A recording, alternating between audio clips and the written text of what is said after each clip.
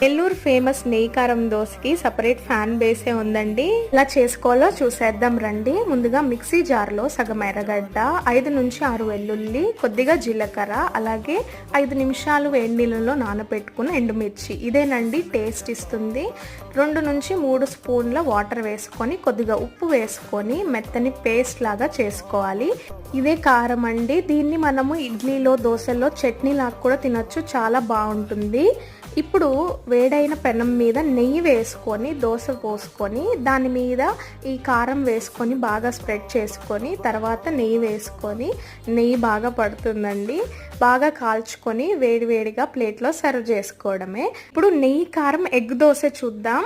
దోశ వేసుకున్న తర్వాత కారం స్ప్రెడ్ చేసుకొని దాని మీద ఒక గుడ్డు వేసుకొని మంచిగా స్ప్రెడ్ చేసుకోండి. గుడ్డు ఉడికే వరకు వేయించుకున్న తర్వాత 2 వైపులా బాగా కాల్చుకొని వేడివేడిగా సర్వ్ చేసుకోండి.